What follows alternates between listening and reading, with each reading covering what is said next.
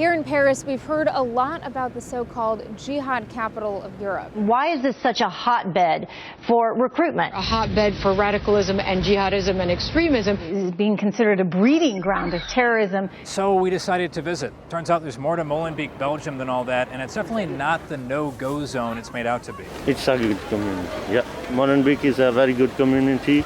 Molenbeek is home to about 95,000 people. In some parts, 80% are Muslims, many of whom have lived here for generations. Still, we know something's wrong here. Molenbeek was linked to the Brussels Jewish Museum shooting, this summer's attack on a French train, the Charlie Hebdo shootings, and recent terror in Paris. So behind me is the home of one of the suspects in last Friday's Paris attacks.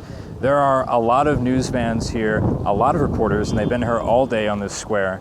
So this side of the story is pretty well covered. We spent most of the day just walking around other parts of Molenbeek, this suburb of Brussels, to try to get a better feel for what the community is like and what the people are like, the people who have lived here on a longer term basis. Pendant longtemps, donc la première vague d'immigration, elle date pas de maintenant. Ça fait 40 ans que ces personnes sont venues du Maroc, d'Algérie, de Tunisie, de Turquie, etc. The bad people not live here, always.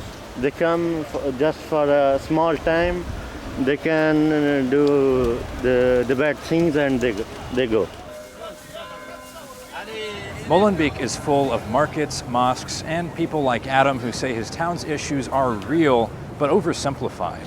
One thing you'll hear about Molenbeek is that the people here don't want to talk to journalists, but that hasn't really been our experience. We've talked to a lot of people, all of whom were friendly and pretty candid, but few wanted to talk on camera. Ouais, on est comme une famille ici.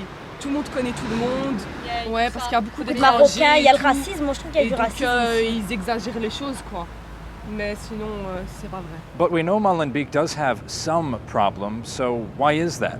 Nabil Mujahid is a teacher who lived there for 7 years. He says it has a lot to do with communities being so isolated. À aucun moment on a fait un effort de les intégrer eux. D'ailleurs, quand on leur parle, on leur dit vous êtes marocain, vous êtes turc, etc.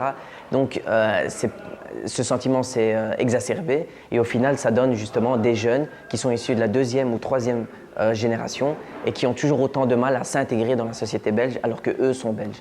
Consider a few stats. Belgium sends more foreign fighters per capita to Syria and Iraq than any other EU nation.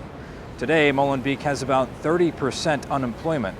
That's 3 times the national average. Actually, for all you hear abroad about what the US does wrong, it's very good at this side of the fight on terror. American Muslims are more likely to integrate culturally and economically than those in Europe, and they see themselves as Americans first. On peut garder une partie de sa culture et adopter les valeurs, du moment qu'on adopte les valeurs du pays dans lequel on est, il n'y a pas de souci.